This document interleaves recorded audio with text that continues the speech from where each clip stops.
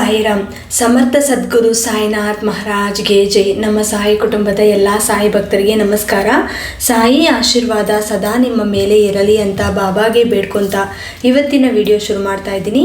ಇವತ್ತಿನ ವಿಡಿಯೋದಲ್ಲಿ ಸಾಯಿಯಪ್ಪ ಏನು ಹೇಳ್ತಾ ಇದ್ದಾರೆ ಅಂದರೆ, ನಿಮ್ಮ ಕಷ್ಟಕ್ಕೆ ಫಲ ಎಲ್ಲಿದೆ, ಬರೋ ಗುರುವಾರ ಗುರುಚರಿತ್ರೆ ಪಾರಾಯಣ ಈ ಥರ ಶುರು ಮಾಡಿ 7 ದಿನದಲ್ಲಿ ಅದ್ಭುತವನ್ನು ನೋಡಿ ಅಂತ ಸಾಯಿಯಪ್ಪ ಒಂದು ಒಳ್ಳೆಯ ಸಂದೇಶವನ್ನು ನಮಗೆ ಇವತ್ತಿನ ವಿಡಿಯೋದಲ್ಲಿ ಹೇಳ್ತಾ ಇದ್ದಾರೆ. ಎಲ್ಲರೂ ಕೂಡ ತಪ್ಪದೆ ಸಾಯಿಯಪ್ಪ ಸಂದೇಶವನ್ನು ಪೂರ್ತಿಯಾಗಿ ಅರ್ಥ ಮಾಡಿಕೊಂಡು ಆಚರಣೆ ಮಾಡಿ. ಖಂಡಿತ ನಿಮ್ಮ ಜೀವನದಲ್ಲಿರೋ ಕಷ್ಟಗಳೆಲ್ಲ ಕೂಡ ಸಾಯಿಯಪ್ಪ ಅದೃಷ್ಟವನ್ನು ತರ್ತಾರೆ. ಅದರಿಂದ ದೂರ ಮಾಡಿ ನಿಮಗಿರುವಂಥ ಕಷ್ಟಗಳು ಒಂದೇ ಅಲ್ಲ, ನಿಮ್ಮ ಮನದಲ್ಲಿ ಏನಾದರೂ ತೊಂದರೆಗಳಿದ್ರು ಶಾಶ್ವತವಾಗಿ ಅದಕ್ಕೆ ವಿಮುಕ್ತಿ ಕೊಟ್ಟು ಸಂತೋಷ ಅನ್ನೋದು ತರ್ತಾರೆ. ತಪ್ಪದೆ ಎಲ್ಲರೂ ಕೂಡ ಬಾಬಾ ಅವರು ಹೇಳ್ತಾ ಇರೋವಂಥ ನಿಯಮಗಳು ಆಚರಿಸಿ. ಖಂಡಿತ ನಿಮ್ಮ ಜೀವನದಲ್ಲಿ 7 ದಿನದಲ್ಲಿ ಅಂದರೆ 1 ವಾರದಲ್ಲಿ ಅದ್ಭುತವನ್ನು ನೋಡ್ತೀರಾ ಅಂತ ಈ ವಿಡಿಯೋ ಮೂಲಕ ನಮಗೆ ಸಾಯಿಯಪ್ಪ ಒಂದು ಸಂದೇಶವನ್ನು ಕೊಡ್ತಾ ಇದ್ದಾರೆ. ಮತ್ತು ಅದು ಯಾವ ಥರ ಆಚರಣೆ ಮಾಡಬೇಕೋ ಈ ವಿಡಿಯೋದಲ್ಲಿ ಪೂರ್ತಿಯಾಗಿ ನೋಡಿ. ಮಗು, ನಿನಗಿರೋ ಅಂಥ ಕಷ್ಟಗಳು ನನ್ನ ಹತ್ರ ಹೇಳ್ಕೊ. ನಿನ್ನ ಜೀವನದಲ್ಲಿರೋ ಕಷ್ಟಗಳಿಗೆ ಶಾಶ್ವತವಾಗಿ ವಿಮುಕ್ತಿ ಕೊಡ್ತೀನಿ.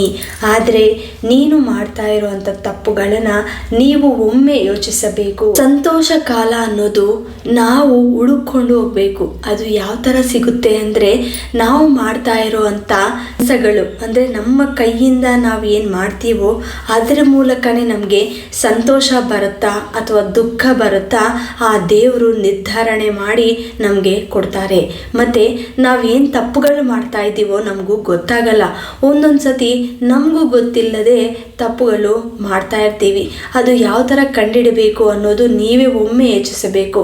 ನೀವು ತಪ್ಪು ಮಾಡುವ ಮುಂಚೆ ಒಮ್ಮೆ ಆ ದೇವ್ರನ್ನ ನಂಬಿಕೊಳ್ಳಿ. ಯಾಕಂದರೆ ದೇವರು ಯಾವತ್ತೂ ಕೂಡ ನಿಮಗೆ ಒಳ್ಳೆಯದು ಮಾಡ್ತಾರೆ, ಪಾಸಿಟಿವ್ ಎನರ್ಜಿ ಅನ್ನೋದು ಕೊಡ್ತಾರೆ. ನೀವು ಯಾವಾಗ ನಮಗೆ ಕೆಟ್ಟು ಅಂತ ಅನಿಸುತ್ತೋ, ಅಂದರೆ ನಿಮ್ಮ ಸುತ್ತು ಏನಾದರೂ ಕೆಟ್ಟ ಶಕ್ತಿಗಳು ಕಾಣಿಸ್ಕೊಂಡಾಗ ನಿಮಗೆ ಏನಾದರೂ ತೊಂದರೆಗಳು ಆಗ್ತಾ ಇರುತ್ತೆ. ಇದರೆಲ್ಲ ನೀವು ದೂರ ಮಾಡ್ಕೋಬೇಕು. ನನ್ನ ಬೇಡಿಕೆಗಳು ಬೇಗ ಈಡೇರಬೇಕು ಅಂದರೆ ನಾನು ಅನ್ಕೊಂಡಿರೋದು ಆಗಬೇಕು ಅಂತ ನೀವೇನಾದರೂ ದೇವ್ರ ಮುಂದೆ ಬೇಡ್ಕೊಂಡು ಒಂದು ಆಚರಣೆ ಮಾಡಿ, ಒಂದು ಪೂಜೆ ಮಾಡಿ ಅಥವಾ ಏನಾದರೂ ಒಂದು ಪಾರಾಯಣ ಮಾಡಿ ಅದೆಲ್ಲ ಆಗಿದ ನಂತರ ಅನ್ಕೊಂಡಿರೋದು ಆಗಿಲ್ಲ ಅಂದರೆ ನಿಮಗೆ ಎಷ್ಟು ನೋವು ಅನಿಸುತ್ತೆ. ಅಂದರೆ ಆ ದೇವ್ರ ಮೇಲೆ ನಿಮಗೆ ನಂಬಿಕೆ ಅನ್ನೋದು ಹೋಗುತ್ತೆ. ಅಂದರೆ ಸ್ಟಾರ್ಟಿಂಗಲ್ಲಿ ಇವಾಗ ಒಂದು ಎಕ್ಸಾಂಪಲ್ ಹೇಳ್ತೀನಿ. ಸಾಯಿಯಪ್ಪಗೆ ಸಾಯಿ ದಿವ್ಯ ಪೂಜೆ ಅಂತ ನೀವು ಮಾಡ್ತೀರಾ, 5 ವಾರ ಮಾಡ್ತೀರಾ.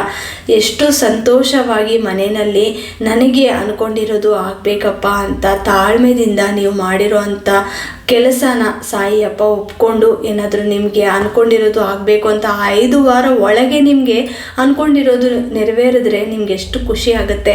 ಅದೇ ಥರ 5 ವಾರ ಮುಂಚೆ ಆಗಿಲ್ಲ ಅಂದರೆ, 5 ವಾರ ನಾನು ಏನು ತಪ್ಪು ಮಾಡಿಲ್ಲದೆ ನಾನು ಈ ಪೂಜೆನ ಮಾಡಿದ್ದೀನಿ, ಆದರೂ ಕೂಡ ನನಗೆ ಸಿಕ್ಕಿಲ್ಲ, ನಾನು ಅಂದ್ಕೊಂಡಿರೋದು ಆಗಿಲ್ಲ ಅಂತ ನೀವು ಅಂದ್ಕೊಂಡ್ರೆ ಅದು ಬಹಳ ತಪ್ಪು. ಯಾಕಂದರೆ ಖಂಡಿತ ನೀವು ಎಲ್ಲೋ ಒಂದು ಕಡೆ ಏನೋ ಒಂದು ತಪ್ಪು ಮಾಡಿರ್ತೀರ.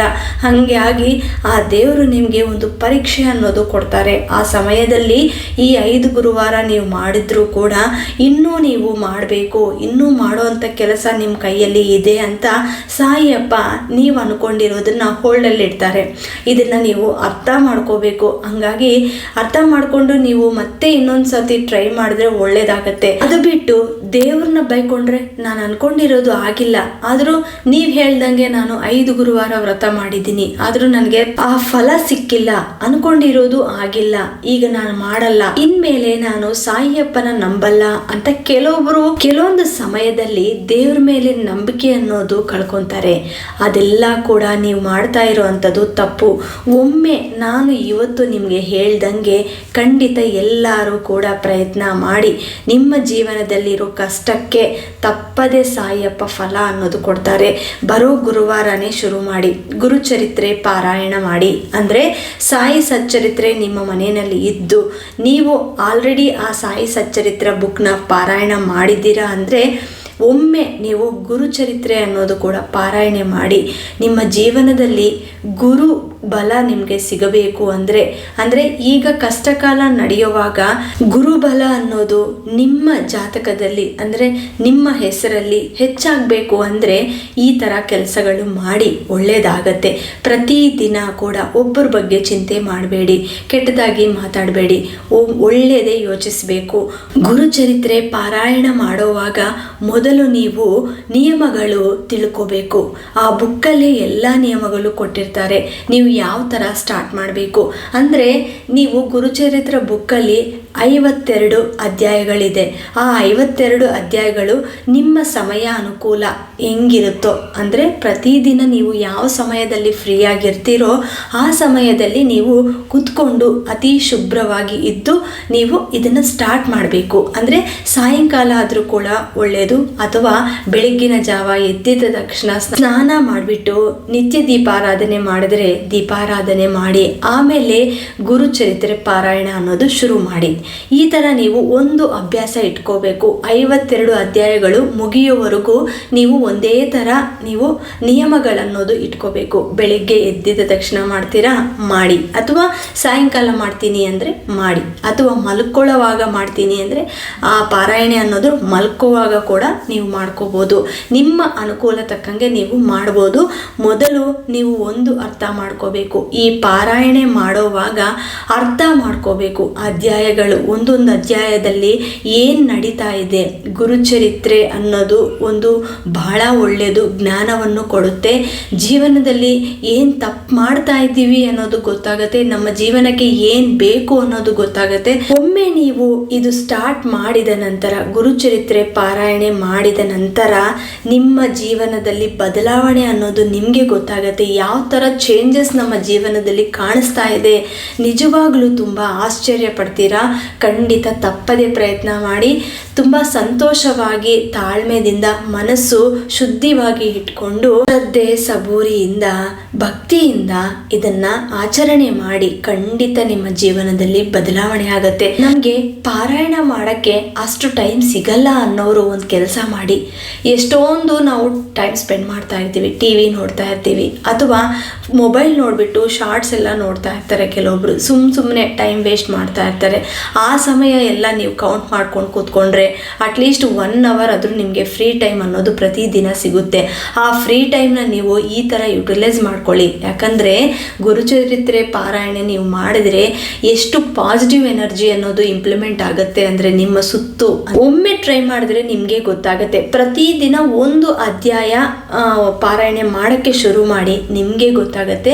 52 ಅಧ್ಯಾಯಗಳಿದೆ. 52 ದಿನ ನೀವು ಪಾರಾಯಣೆ ಮಾಡ್ಬೋದು.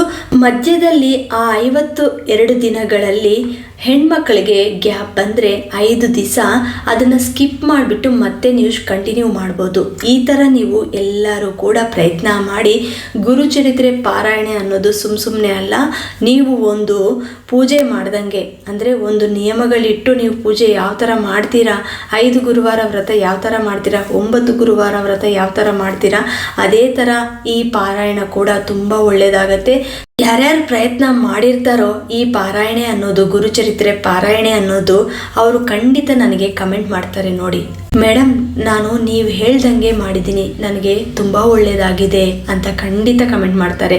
ಮತ್ತು ಈ ವಿಡಿಯೋ ಇಷ್ಟ ಆಯಿತು ಅಂತ ತಿಳ್ಕೊತೀನಿ. ಈ ವಿಡಿಯೋನ ಎಲ್ಲ ಸಾಯಿ ಭಕ್ತರಿಗೆ ಶೇರ್ ಮಾಡಿ, ಲೈಕ್ ಮಾಡಿ. ಹೊಸದಾಗಿ ನಮ್ಮ ಚಾನಲ್ನ ವೀಕ್ಷಿಸಿದ್ದವರು ದಯವಿಟ್ಟು ಸಬ್ಸ್ಕ್ರೈಬ್ ಮಾಡಿಕೊಂಡು ಸಪೋರ್ಟ್ ಮಾಡಿ. ಮತ್ತೆ ಇನ್ನೊಂದು ವಿಡಿಯೋದಲ್ಲಿ ಭೇಟಿ ಆಗ್ತೀನಿ. ಅಲ್ಲಿವರೆಗೂ ನಮಸ್ಕಾರ. ಸರ್ವೇ ಜನ ಸುಖಿನೋ ಭವಂತು. ಜೈ ಸಾಯಿರಾಮ್.